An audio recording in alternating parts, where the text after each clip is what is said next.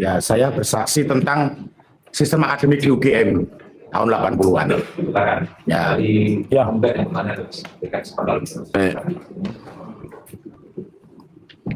Bismillahirrahmanirrahim. Saya tanya pada Pak Bagas ya.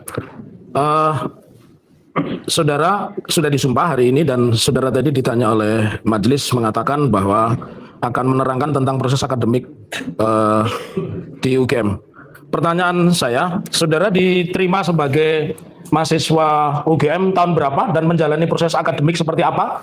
Saya diterima di jurusan Teknik Nuklir Fakultas Teknik UGM itu tahun 1984. Jadi 84 ya. Jadi pada saat saya masuk di UGM itu, UGM memberlakukan sistem akademik baru. Jadi terakhir 83 ke belakang itu ada jenjang evaluasi akademik yang namanya sarjana muda. Sedangkan di era saya 84 itu SKS-nya masih sama, semesternya masih sama, tapi jenjang evaluasi sarjana muda itu sudah dihapus. Ya. Jadi sistem lama ini berlaku terakhir tahun 83, kemudian saya 84 ini berlaku sistem akademik baru. Evaluasi jenjang sarjana muda terakhir di UGM itu tahun 1986. Jadi itu berlaku mahasiswa 83, 82, 81 dan di angkatan 84 tidak ada jenjang evaluasi sarjana muda. Jenjang evaluasi sarjana muda itu 6 semester, SKS sekitar 115-120. Bagi mahasiswa angkatan 83 di tahun 86 itu belum memenuhi SKS 120, maka mereka tidak di DO. Maka dipersilakan 83, 82, 81 dipersilakan lanjut, namun diberlakukan aturan baru, yaitu aturan yang berlaku pada angkatan 84. Satu, IP kelulusan adalah IPK. Kalau sistem lama kan ada IP sarjana muda, IP sarjana. Kalau di 84 itu dari semester awal dihitung indeks prestasinya, yang namanya indeks prestasi kumulatif, IPK. Kemudian masa studi maksimum 2 kali masa studi, yaitu kalau semesternya 9 berarti masa studi 4,5 tahun, berarti masa studi maksimum 9 tahun. Jadi pada waktu itu evaluasi sarjana muda terakhir di UGM tahun 86 bagi angkatan 83, 82 yang belum memenuhi tidak di DO. Karena UGM menganut sistem zero DO. Jadi mereka dipersilakan lanjut, tapi diberlakukan aturan baru. Ya. Jadi bagi alumni UGM yang lulus sebelum tahun 86 itu pasti punya 2 ijazah, yaitu sarjana muda dan sarjana. Kalau lulusnya sudah 86, walaupun itu angkatan 83, dia hanya punya ijazah satu, yaitu ijazah sarjana. Perlu saya jelaskan di sini, sarjana muda itu bukan program, tapi sarjana muda itu hanya jenjang evaluasi akademik. Ya. Bagian utuh dari sistem sarjana. Jadi jangan dikacau dengan D3 dan sebagainya. Oh, beda sekali. D3 itu adalah vokasi, sedangkan sarjana muda adalah keilmuan. Beda sekali. Kalau orang naik kereta ibaratnya dari Jogja ke Jakarta turun di Cirebon, itu sarjana muda. Ya. Bukan D3, karena realnya beda. Yang satu vokasi, yang satu keilmuan. Baik, saya lanjutkan kembali pertanyaan. Apakah saudara pada saat kuliah itu juga mengisi kartu rencana studi, juga mengikuti KKN, menulis skripsi dan sebagainya? Oh ya, jadi setiap semester ngisi KRS, ya. Berapa beban studi berapa kuliah yang mau diambil di semester depan, dan ya. di situ harus ada tanda tangan dosen pembimbing akademik. Ya. Nama dosen pembimbing akademik itu ada di KRS. Ya. Jadi itu di situ. Kemudian KKN itu ada di semester 9. KKN skripsi itu dikumpulkan di semester 9.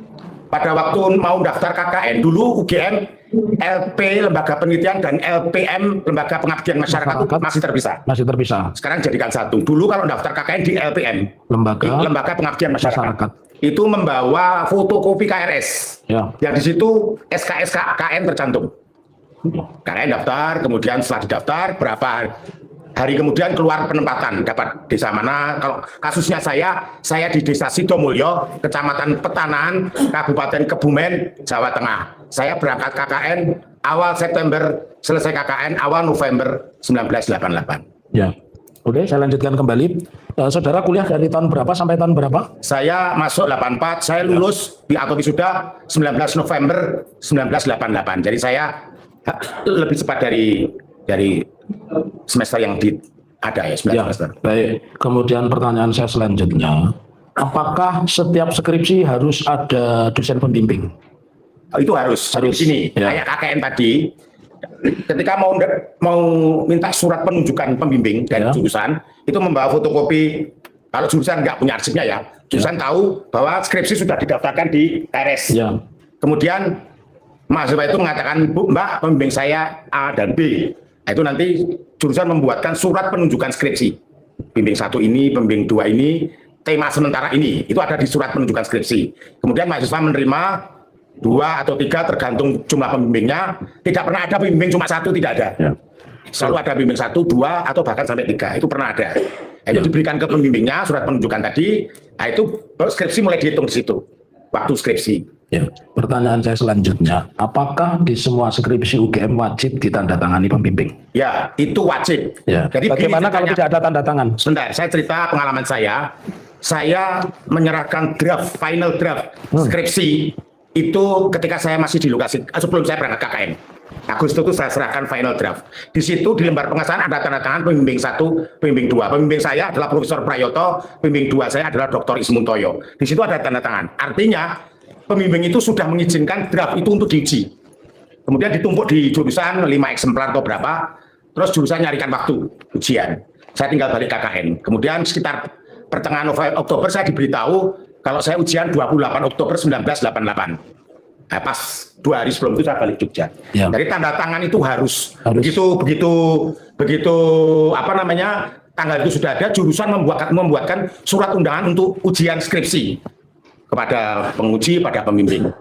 Kemudian ketika masuk ruang sidang skripsi itu ada berita acara. Berita acara di situ ditulis nama mahasiswa, nomor induk mahasiswa, ujian dengan judul skripsi ini, penguji pembimbingnya ini, pengujinya ini, itu ada berita acara. Setelah skripsi selesai, kasus saya ekstrim, saya tidak ada revisi. Jadi pengujinya langsung tanda tangan di situ, baik di berita acara maupun di lembar pengesahan skripsi. Sehingga hari itu juga dikeluarkan yudisium. Sehingga di ijazah saya itu, saya bawa ijazah saya kalau dibutuhkan nanti bisa dilihat, tanggalnya 28 Oktober 1988. Karena tanggal di ijazah itu adalah tanggal yang yudisium dikeluarkan. Jadi tanpa ada tanda tangan penguji pembimbing tidak akan pernah dikeluarkan yudisium. Pertanyaan selanjutnya, bisa tidak skripsi yang tidak ada tanda tangan pembimbing itu seseorang dinyatakan lulus? Tidak bisa. Ya, saya lanjutkan kembali. Pertanyaan selanjutnya, bisa tidak S1 UGM jurusan apapun itu memiliki IP kurang dari 2? Tidak pernah ada. Tidak pernah ada. Ya, saya lanjutkan kembali. Pak Bagas ini pernah berjumpa dengan Pak Joko Widodo? Pernah. Pernah bertatap muka atau bersalaman saja? Jadi lihat wajahnya. Ya. Ya. Pertanyaan saya selanjutnya, apakah Pak Bagas pernah melihat ijazah Pak Joko Widodo di media sosial? Pernah. Yang diupload Dian Sandi. Oh, Dian Sandi. Boleh saya tunjukkan, Bapak Hakim? Ya.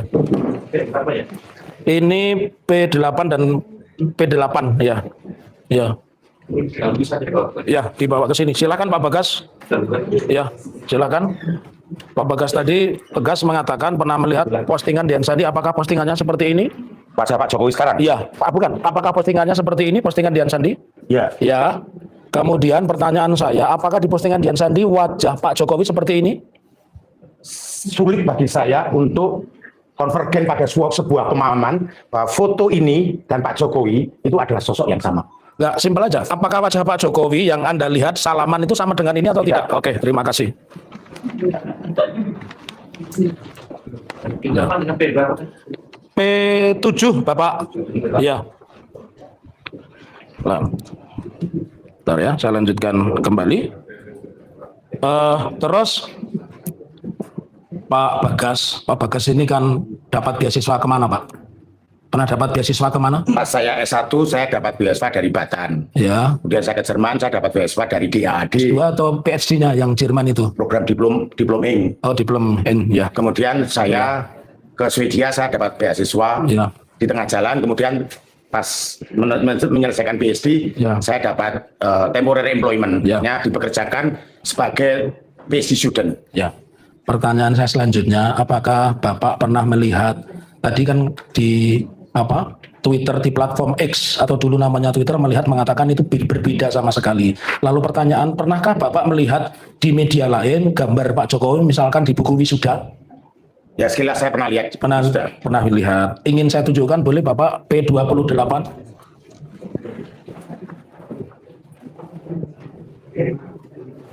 Monggo silakan teman dari UGM. Apakah ini yang Bapak lihat?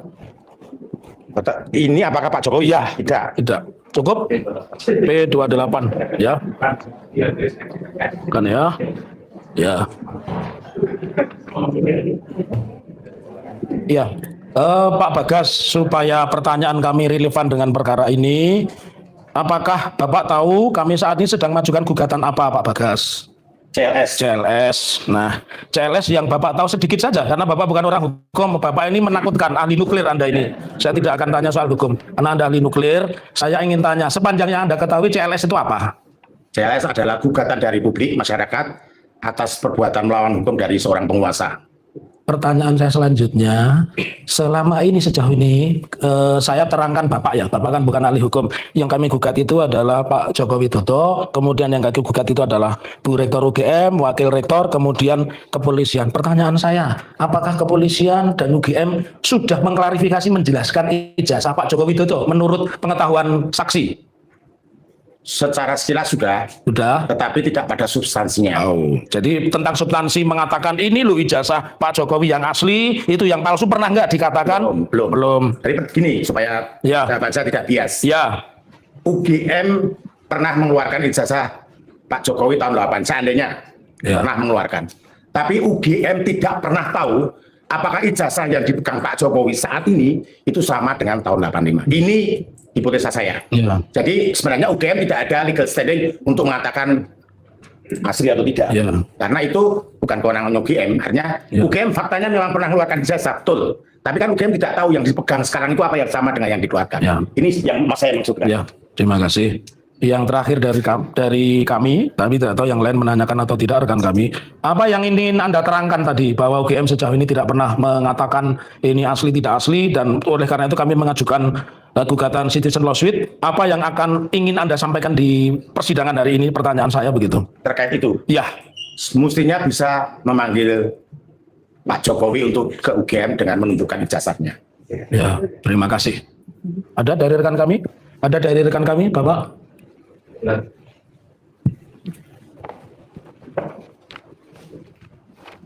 Terima kasih, Majelis.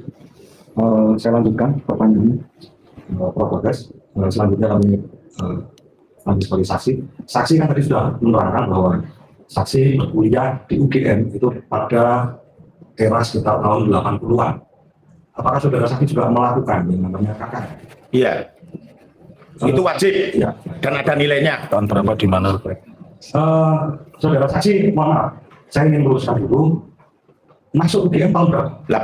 84. Kemudian lulus tahun berapa? 88.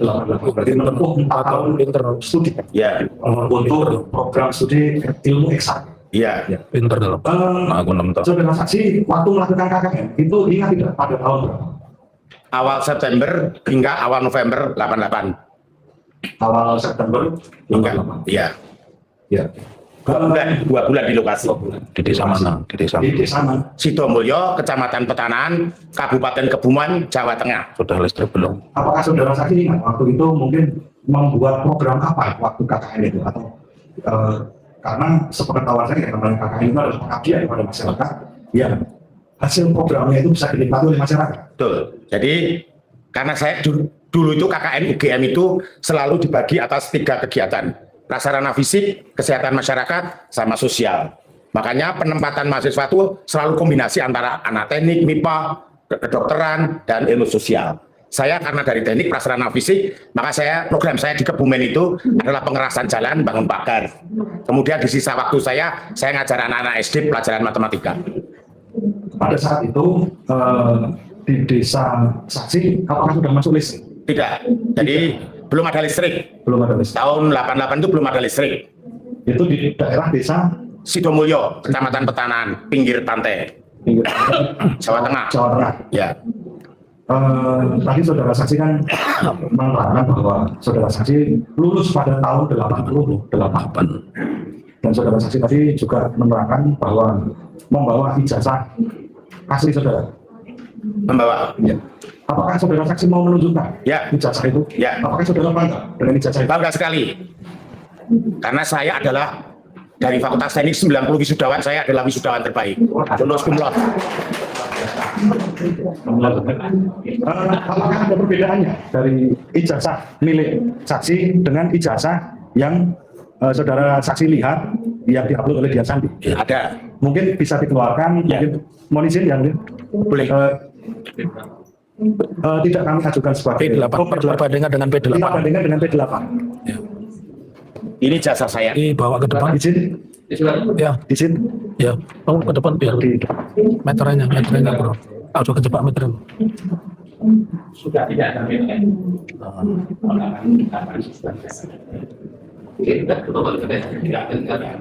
saya lanjutkan ke pertanyaan.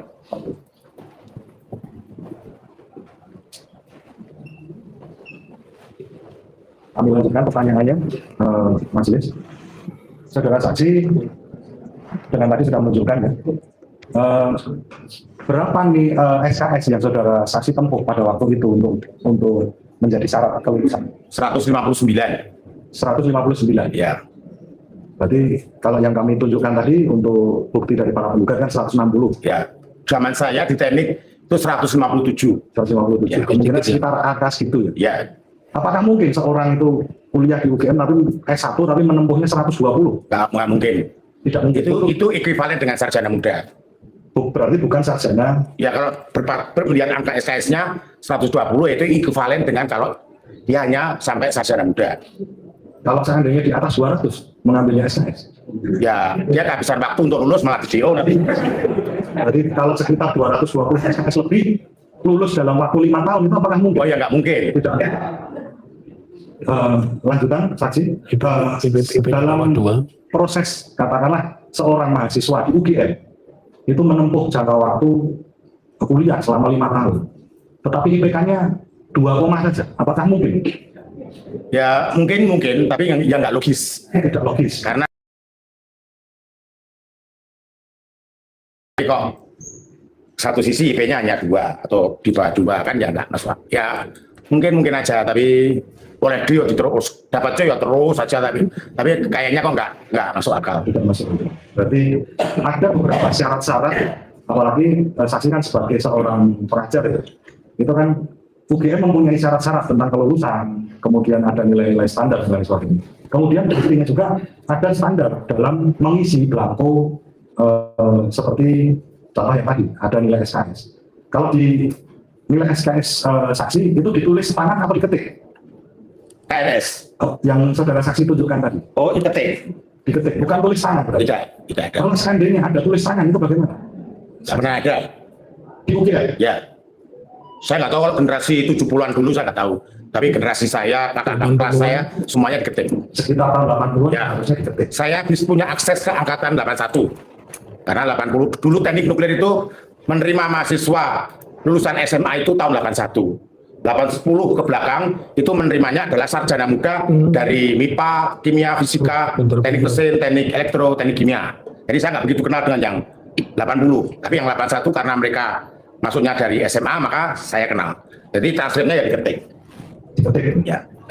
Saudara saksi tadi kan menjelaskan bahwa saudara saksi S1-nya adalah teknik nuklir. Ya. Itu menurut kami agak bahaya juga. Bisa menyebutkan teknik nuklir.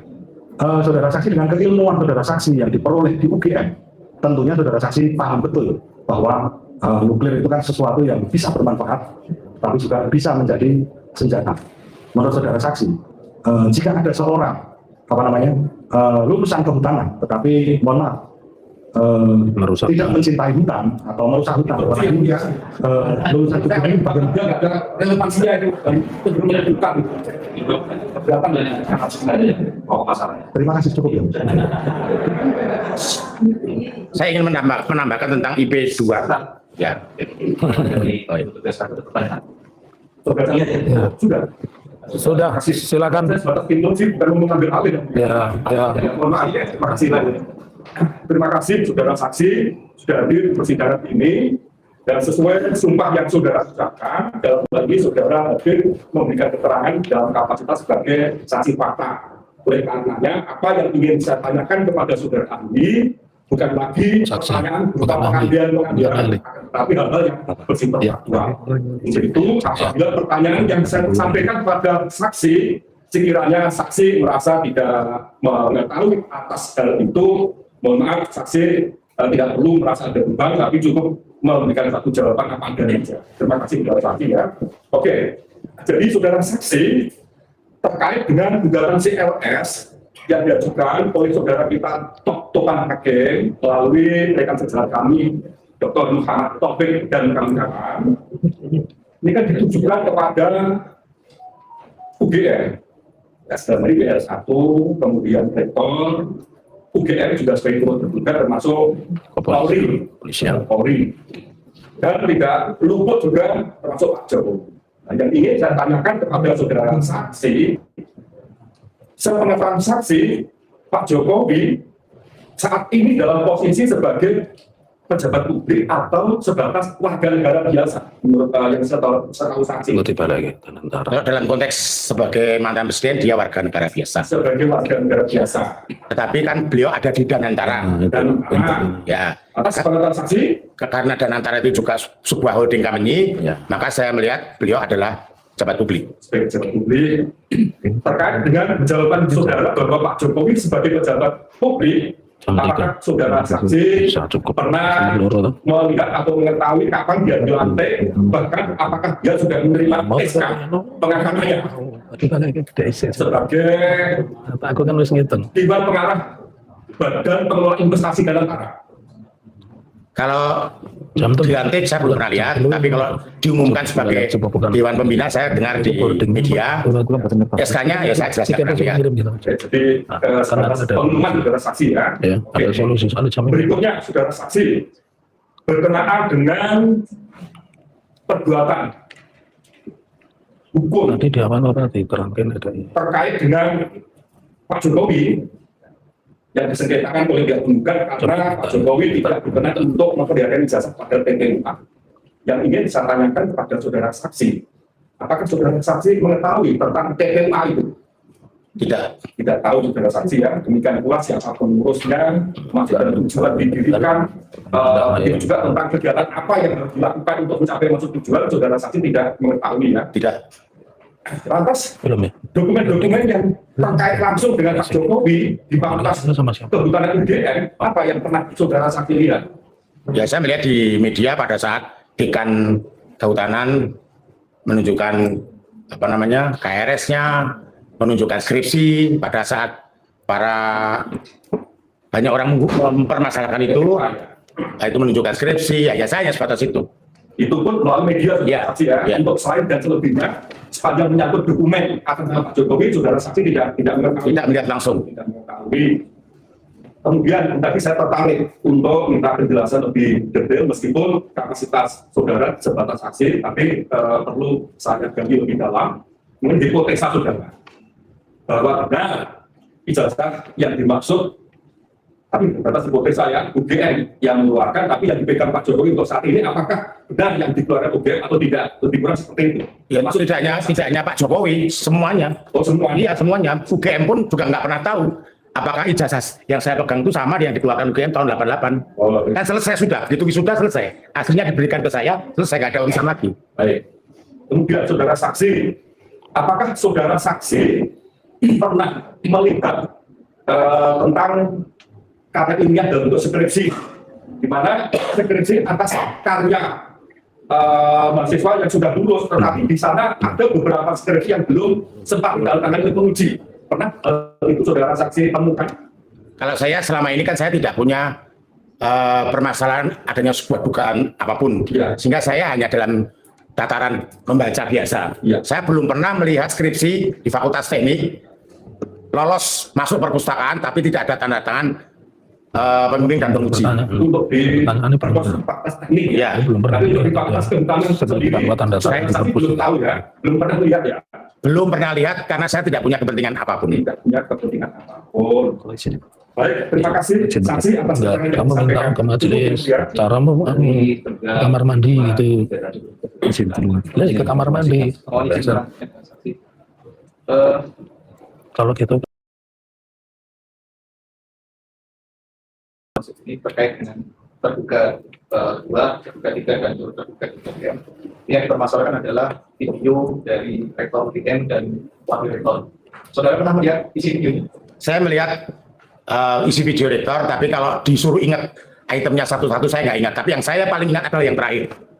Isinya apa yang dipermasalahkan? Beliau menjelaskan bahwa Saudara Joko Widodo sudah menyelesaikan semua persyaratan akademik dan lulus dengan kualifikasi nilai yang sudah telah ditentukan, termasuk jenjang evaluasi sarjana muda. Mohon izin. Apakah di dalam video itu mengenai Meninggalkan ruang sidang. kalau boleh Pak, Ya, Terima kasih. sidang sekolah. Jadi kalau sudah dua sidang, ya. tidak boleh masuk lagi. Ya. Oke. Saya lanjutkan ini. Di dalam video itu apakah ada pernyataan dari rektor atau wakil rektor yang menyatakan bahwa ijazahnya asli atau tidak itu kan apakah dibahas di dalam? Enggak. Oke, saya lanjutkan. Tadi saudara menyampaikan bahwa di UGM itu ada aturan tadi di tahun 1980 sampai 1986 itu masih mengakui jenjang sarjana muda. Aturan itu ada di mana? Yang mengatur apakah dari UGM atau dari kementerian? Jadi 83 adalah angkatan terakhir berlaku di mana sistem akademiknya ada jenjang evaluasi sarjana muda. Sedangkan saya 84 sudah tidak ada. Saya mengetahui hal itu, evaluasi tahun 86 itu kakak-kakak kelas saya 83 pada mengajukan ijazah sarjana muda di evaluasi terakhir itu. Apakah ijazah sarjana muda itu hanya ada di teknik atau ada di? Ada di semuanya. Ada Pernah lihat? pernah. Dari fakultas mana saja? MIPA pernah, hukum pernah. Saya pernah punya kakak saya dari saya belum pernah. Dari semua angkatan di tahun 80-an pernah lihat ada ijazah sarjana muda di fakultas kehutanan? Saya belum pernah. Kemudian apakah di tiap-tiap fakultas itu ada pedoman atau buku petunjuk? Ada. Boleh kemudian izin di T4 kami mau tuliskan yang T4 yang dari UGM ada di bawah. T4 ya. T4 ya. Boleh T4. Baju.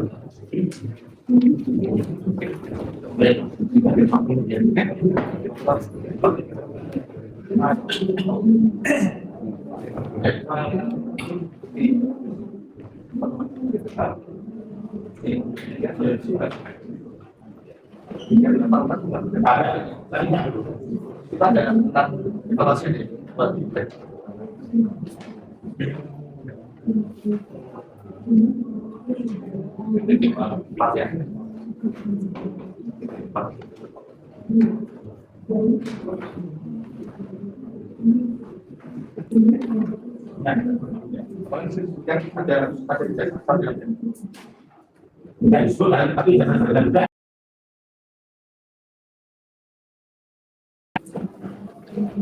Oh, nggak bisa nih.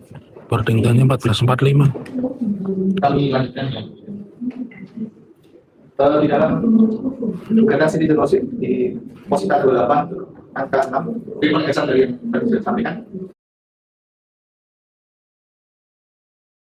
Mungkin izin yang menunjukkan di T2, T3, T1 tidak Penting tidak ada ijazah.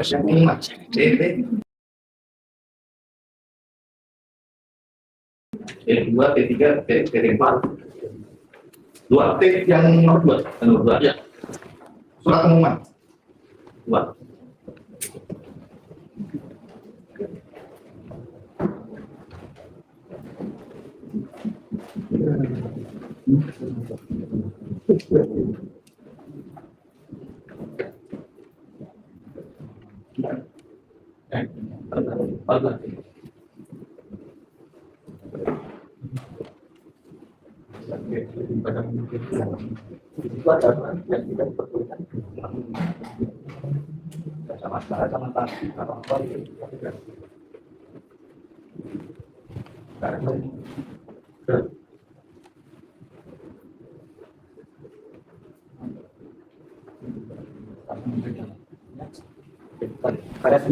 Pakai kacamata. Ya, lanjutkan. Pertanyaan. Ya, terima kasih. Berdasarkan yang saudara lihat tadi, apakah UGM melarang penggunaan kacamata di dalam ijazah? Tidak.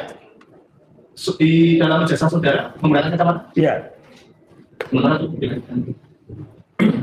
Ijazah sopos saya. Oke, izin ya. Ijazah sopos saya. Saksi Tadi Ini- saudara kan Ini Yotelo, dia TK-nya 1445. Tadi enggak mau. Saya kan repot. Kalau ngomong 1445, tadi yang pertama. 10 gitu ya. Ini baru ngomong nanti katanya 1445. Selama saudara kuliah di UGM, apakah saudara pernah bertemu Pak Jokowi? Tidak pernah. Baik, kemudian hal-hal yang saudara sampaikan tadi, misalnya ya, bahwasannya skripsi itu wajib ya, harus ada tanda tangan penguji gitu. Itu apakah saudara lihat itu berdasarkan pengalaman saudara, atau kemudian saudara mungkin pernah melihat aturannya gitu, atau apa ya, dasar saudara mengatakan bahwasanya itu wajib gitu ya, tidak ada penguji. Ketika mahasiswa menyerahkan skripsi untuk dikeluarkan yudisium, itu tata usaha mengatakan semua harus ada tanda tangannya. Saya nggak tahu pada saat itu aturannya mana, saya juga nggak tahu. Itu di lingkungan Fakultas Bapak di Politeknik. Ya, di jurusan teknik nuklir Fakultas Teknik UGM. Oke, kalau di fakultas lain berarti Bapak tidak Ya. tahu ya. Tapi saya belum pernah melihat di jurusan lain di perpustakaan Fakultas Teknik, saya sampling ambil skripsi dari angkatan 80-an itu nggak ada yang tidak ada tanda tangannya bisa masuk perpustakaan. Oke, baik.